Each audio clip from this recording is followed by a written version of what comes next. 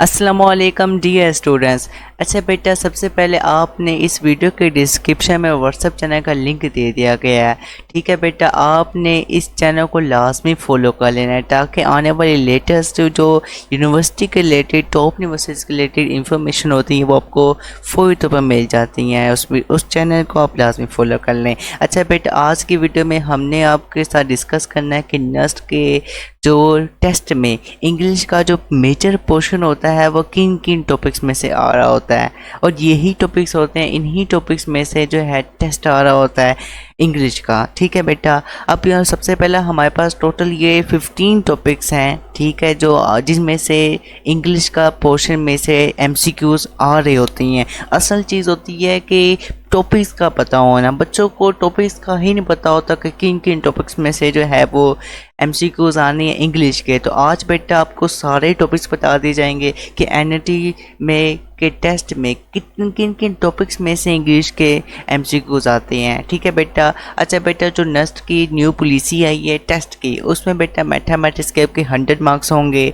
उसके बाद बेटा फिजिक्स के आपके 60 मार्क्स होंगे और इंग्लिश के 40 मार्क्स होंगे। और ये कंप्लीट 40 मार्क्स की कम्प्रीहेंसिव प्रिपरेशन हमारे बैच में आपको करवा दी जाएगी। ठीक है बेटा, आपने बेटा अगर किसी बच्चे की अभी तक प्रिपरेशन नहीं हुई है और वो स्टूडेंट्स अभी तक जो है उनकी प्रिपरेशन नहीं है और वो इस परेशानी में है, तो बेटा आप हमारे इस बैच को ज्वाइन कर सकते हैं, जिसमें आपको कम्प्रीहेंसिव मैथ के रिलेटेड भी रिवीजन आपके जो है लेक्चर्स होंगे। और उसके बाद बेटा आपके यहाँ पर फिजिक्स की भी कम्प्रीहेंसिव प्रिपरेशन करवा दी जाएगी, मैथ की भी कम्प्रीहेंसिव प्रिपरेशन करवा दी जाएगी, और बेटा आपको इंग्लिश की भी बहुत ज़्यादा कम्प्रीहेंसिव प्रिपरेशन करवा दी जाएगी। अच्छा बेटा, टोटल यहाँ पर आपके 15 टॉपिक्स होंगे जिनकी कम्प्रीहेंसिव प्रिपरेशन हमारे बैच में को करवा दी जाएगी, और ये आपका 40 मार्क्स कवर करेंगे। पहला आपका टॉपिक आ जाता है form of verb and tenses का। इसमें से बेटा आपके ना 4 से 5 एमसीक्यूज आ रहे होते हैं नेक्स्ट के इंग्लिश के पोर्शन में। ठीक है बेटा, 4 से 5 एमसीक्यूज आ रहे होते हैं, और इस साल भी 4 से 5 एमसीक्यू आएंगे। ठीक है, पहली स्ट्रेटजी और होती थी क्योंकि सिर्फ 20 एमसीक्यूज आते थे इंग्लिश में, तो अब हम ये एक्सपेक्टेड एमसीक्यूज है, मार्क्स डिस्ट्रीब्यूशन है कि इतने एमसीक्यूज आ सकते हैं। ठीक है बेटा, form of verb and tenses में से आपके 4 से 5 एमसीक्यूज जो हैं वो आ सकते हैं। इसके बाद सेकंड टॉपिक हमारे पास आ जाता है most important identification of parts of speech. अब बेटा ये जो पार्ट्स ऑफ स्पीच है ना, इनमें से बेटा आपके 2 से 3 या मे बी 3 से 4 एमसीक्यूज भी आ सकते हैं।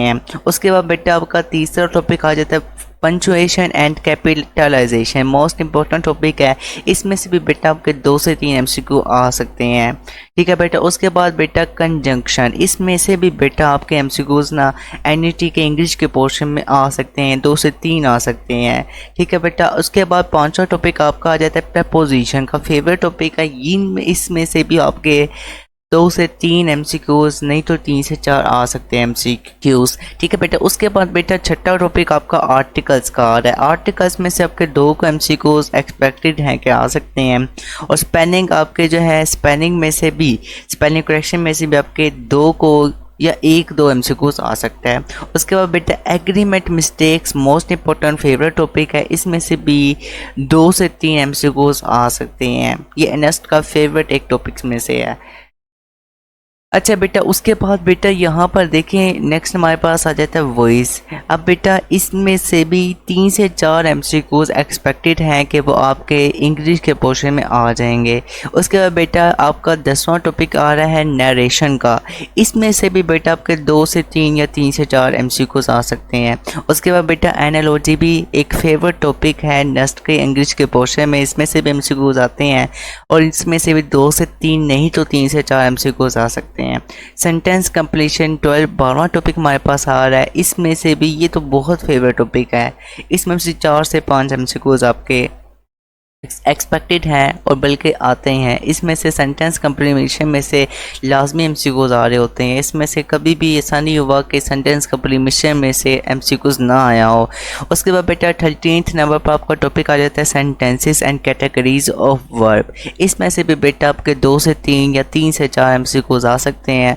उसके बाद बेटा आपके सिनोनिम्स, एंटोनिम्स, इनमें से एमसीक्यूज लाजमन आता है। ठीक है बेटा, इसमें से 5 से 6 एक्सपेक्टेड हैं कि आपके सिनोनिम्स और एंटोनिम्स में से एमसीक्यूज आ सकते हैं। उसके बाद बेटा रीडिंग कम्प्रीहेंशन का भी ऐसा कोई नस का टेस्ट नहीं गुजरा जिसमें कम्प्रीहेंशन में से कोई भी एमसीक्यू ना आया हो। हमेशा कम्प्रीहेंशन में से एमसीक्यूज आते हैं और इसकी वेटेज मैंने यहाँ पे 4 से 5 एमसीक्यूज आ सकते हैं और ये जो है नंबर आपके जो है 4 से 5 एमसीक्यूज आ सकते हैं। ठीक है, तो यहाँ पर देखें नंबर्स भी इसी के मुताबिक आपके जो है इसके होंगे।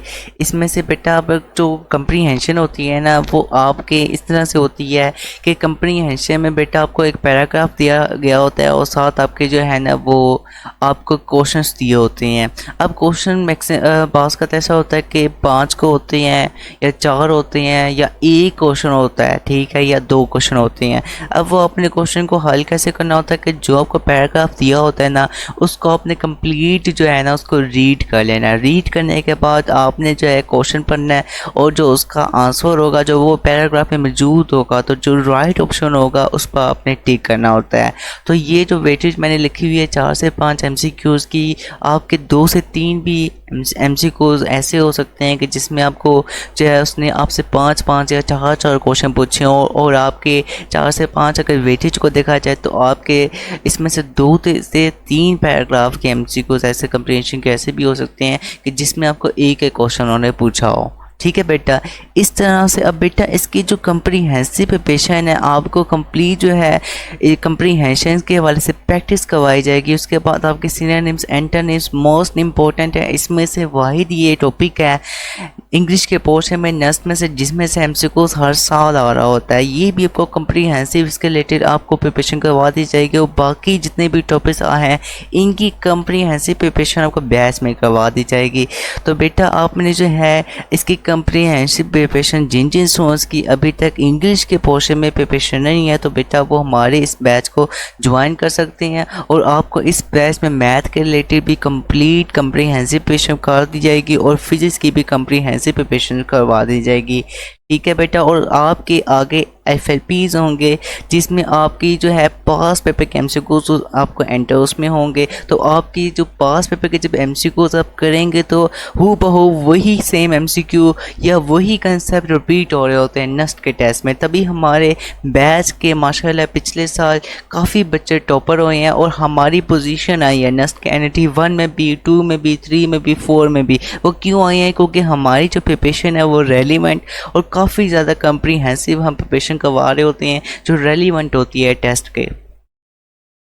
हमारा 2025 का बैच जो है स्टार्ट होने जा रहा है बेटा। नेक्स्ट की NET 1 की आपकी कम्प्रीहेंसिव प्रिपरेशन उसमें करवा दी जाएगी और ना सिर्फ नेक्स्ट के NET 1 की, NET 2 की भी, 3 के भी, 4 की भी। उसके बाद बेटा टॉप 15 यूनिवर्सिटीज़ की प्रिपरेशन आपको इसी बैच में करवा दी जाएगी। जो स्टूडेंट्स इस बैच में इनरोल्ड होना चाहते हैं, जो समझते हैं कि अभी हमारी प्रिपरेशन नहीं हुई है, तो बेटा जो स्टूडेंट्स वो टेस्ट में टॉप करना चाहते हैं तो बेटा जो हमारे बैच को आप ज्वाइन कर सकते हैं। आप इस दिए के कॉन्टैक्ट पर कॉन्टैक्ट करके बैच के लिए कंप्लीट टेस्ट ले सकते हैं। अच्छा बेटा, अपना ख्याल रखिएगा, दुआ में याद रखिएगा। Very best of luck. अस्सलाम वालेकुम। इसी वीडियो के डिस्क्रिप्शन में व्हाट्सएप चैनल का लिंक दे दिए गए, उस चैनल को आपने लाजमी फॉलो कर लेना है। अस्सलाम वालेकुम।